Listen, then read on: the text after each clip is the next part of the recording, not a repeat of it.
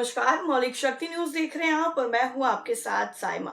राहुल गांधी एक बार फिर से अपने बयान की वजह से चर्चाओं में हैं, तो वहीं दूसरी तरफ क्या सिर्फ राहुल गांधी के उन नेताओं से ये अपील करने पर कि गुटबाजी बंद कर दो, मध्य प्रदेश में गुटबाजी बंद हो जाएगी? ये ऐसे सवाल हैं जिनका जवाब आज की स्टोरी में खोजने की कोशिश करते हैं। तो चलिए बिना देरी के शुरुआत करते हैं और बताते हैं आपको पूरी स्टोरी। दरअसल कांग्रेस के पूर्व अध्यक्ष और लोकसभा में नेता प्रतिपक्ष राहुल गांधी ने एक बार फिर से चुनाव आयोग पर बड़े गंभीर आरोप लगाए हैं। राहुल गांधी ने चुनाव आयोग पर पिछले साल हुए महाराष्ट्र विधानसभा चुनाव में धांधली कराने के आरोप लगाए। उन्होंने कहा है कि मैच फिक्सिंग अब बिहार में भी दोहराई जाएगी। राहुल गांधी ने यह भी कहा है कि जिन जिन जगहों पर बीजेपी हार रही है वहां ऐसा ही किया जाएगा। इसके साथ ही राहुल गांधी ने यह भी कहा कि जो पक्ष धोखाधड़ी करता है वो भले ही जीत जाए, लेकिन इससे लोकतांत्रिक संस्थाएं कमजोर होती हैं और जनता का नतीजों से भरोसा उठ जाता है। राहुल गांधी के आरोपों को चुनाव आयोग ने सिरे से खारिज कर दिया है।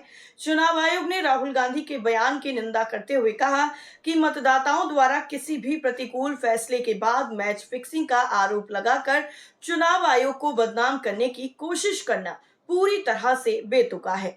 चुनाव आयोग ने बताया कि 24 दिसंबर 2024 को कांग्रेस के सारे आरोपों का तथ्यों के साथ जवाब दिया गया था। ये चुनाव आयोग की वेबसाइट पर भी मौजूद है। राहुल गांधी के आरोपों पर पलटवार करते हुए चुनाव आयोग ने कहा कि ये पूरी तरह से स्पष्ट है कि 2024 में महाराष्ट्र विधानसभा चुनाव आयोजित होने से पहले कांग्रेस या किसी अन्य राजनीतिक दल की वोटर लिस्ट को लेकर कोई शिकायत नहीं थी। वहीं राहुल गांधी के इतने गंभीर आरोपों पर सियासत भी शुरू हो गई है। बीजेपी और जेडीयू का कहना है कि कांग्रेस को अभी से हार दिखाई देने लगी है। इसी वजह से राहुल गांधी बहाना खोज रहे हैं। बीजेपी अध्यक्ष जेपी नड्डा ने कहा है कि राहुल गांधी कई चुनाव में हार से दुखी और हताश हैं, इसलिए विचित्र साजिशें रचने का आरोप लगा रहे हैं। वहीं सियासी जानकार इसे राहुल गांधी की रणनीति का हिस्सा बता रहे हैं। विश्लेषकों का कहना है कि राहुल गांधी दोनों हाथ में लड्डू रखना चाहते हैं। बिहार चुनाव को वो वही लीड कर रहे हैं। वो काफी आक्रामकता के साथ बिहार में चुनाव प्रचार करने में लगे हुए हैं, लेकिन इसके बाद भी कांग्रेस वहां अकेले सरकार बनाने की स्थिति में नहीं आ सकती है।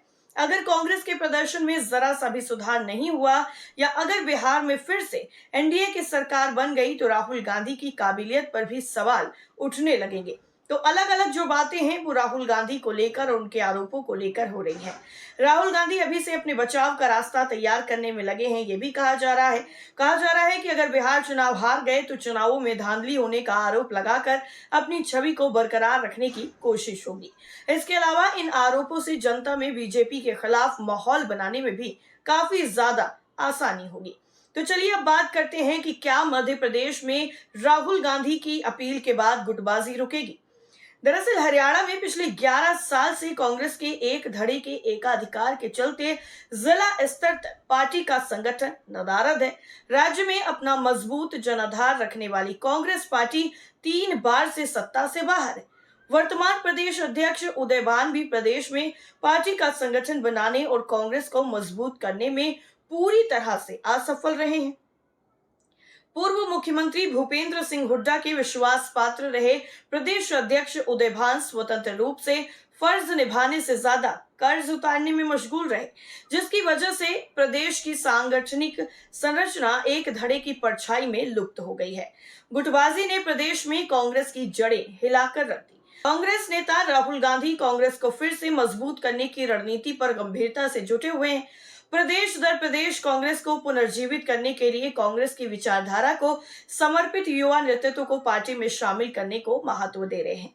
प्रदेश में गुटबाजी पर सभी बड़े नेताओं को राहुल ने स्पष्टता से कह दिया है कि अब ये बर्दाश्त नहीं की जाएगी। हरियाणा प्रदेश कार्यालय चंडीगढ़ में हाल ही में हुई एक बैठक में राहुल गांधी, हरियाणा मामलों के प्रदेश प्रभारी बी.के.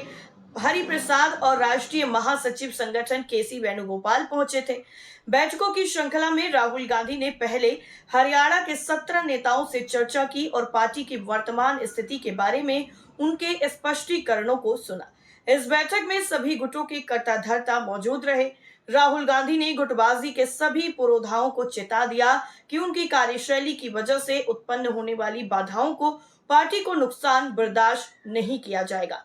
प्रदेश में पार्टी का सांगठनिक ढांचा न होना अत्यंत गंभीर मसला है।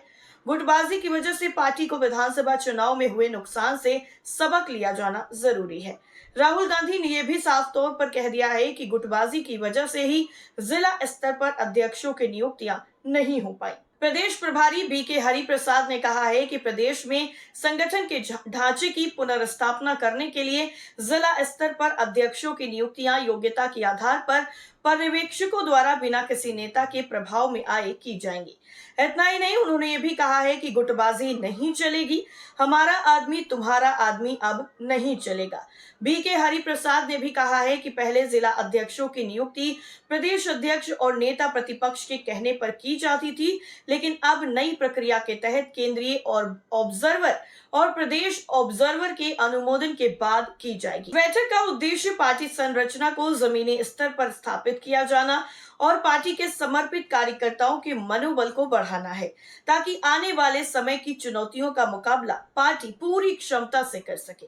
राज्य में सभी वर्गों के प्रतिनिधित्व को संतुलित करने के लिए ऑब्जर्वर को निर्देश दिए गए हैं कि महिलाओं, पिछड़ा वर्ग और अन्य दलित वर्ग के योग्य नेताओं का चयन किया जाए। इतना ही नहीं, राहुल गांधी ने अपने बयान में साफ कर दिया है और साफ लफ्जों में सभी ऑब्जर्वरों को बड़े नेताओं की उपस्थिति में कह दिया है कि व्यक्तिगत स्वार्थ को किनारे रखकर पार्टी की मजबूती के लिए काम करें। बैठक शुरू होने पर राहुल गांधी ने गुटबाजी के वर्चस्व का संतुलन बनाने के संकेत दिए। जब चौधरी वीरेंद्र सिंह को मंच पर बैठाए जाने को लेकर कहा, जो सामने नीचे ऑब्जर्वर की पंक्ति में बैठे थे। कई पार्टियों को बदलकर चुनाव से पहले कांग्रेस में वापस आए अशोक तंवर को अंतिम समय में बैठक में बुलाकर शामिल किया गया। ऐसा माना यह जा रहा है कि प्रदेश कांग्रेस कार्यकारिणी को इस बैठक के आयोजन की जिम्मेदारी दी गई थी, जिसमें एक गुट ने अपने वर्चस्व की प्रदर्शित करने की रचना कर रखी थी, जिसको राहुल गांधी के निर्देशों ने एक संकेत से संतुलित कर दिया। हरियाणा में जिस तरह पूर्व मुख्यमंत्री भूपेंद्र सिंह हुड्डा खुद को प्रोजेक्ट करते रहे हैं, उसको भी राहुल गांधी ने एक झटके में समतल कर दिया। सभी नेताओं की भूमिका को बराबर बताते हुए पार्टी के प्रति योगदान को ही महत्व दिए जाने को राहुल गांधी ने एक नए सिद्धांत के रूप में आगे बढ़ा दिया। भूपेंद्र हुड्डा उस G23 ग्रुप के मुखर सदस्य रहे, जिसने एक वक्त में पार्टी नेतृत्व पर सवाल खड़े किए थे। प्रदेश में 2024 के विधानसभा चुनावों के दौरान टिकटों के बंटवारे में पक्षपात और अपने वर्चस्व को बनाए रखने की कवायद से उपजी पार्टी की हार को राहुल गांधी भली भांति समझ चुके हैं और इसकी झलक भी इस बैठक में साफ तौर पर दिखाई भी दी है।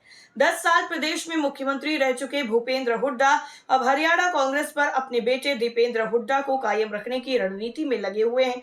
दीपेंद्र हुड्डा धारा 370 को हटाए जाने का समर्थन करने वाले सदन में सबसे पहले कांग्रेस के नेता हैं। राम मंदिर प्राण प्रतिष्ठा के बाद सरयू में स्नान करके मंदिर दर्शन से भी धन्य हो चुके हैं। हरियाणा के विधानसभा चुनावों में जीती हुई बाजी महत्वाकांक्षा के भेंट चढ़ चुकी है और ये भी अब प्रदेश के अधिकतर कांग्रेस के स्थानीय नेता और समर्थक जान और समझ चुके हैं। कांग्रेस के समर्पित कार्यकर्ताओं में नई ऊर्जा और दृष्टिकोण का संचार धरातल पर कितना होता है, ये प्रदेश के नेताओं पर ही निर्भर करेगा। और जिस तरीके से अभी राहुल गांधी ने ये बैठक की है और इससे पहले मध्य प्रदेश में उन्होंने बैठक की थी, तो इससे साफ संकेत है कि राहुल गांधी किसी भी तरह की कोताही नेताओं की तरफ से बर्दाश्त नहीं करेंगे। इस पूरी रिपोर्ट को लेकर आपकी राय क्या है, कमेंट्स करके जरूर बताएं। फिलहाल के लिए इतना ही। नमस्कार।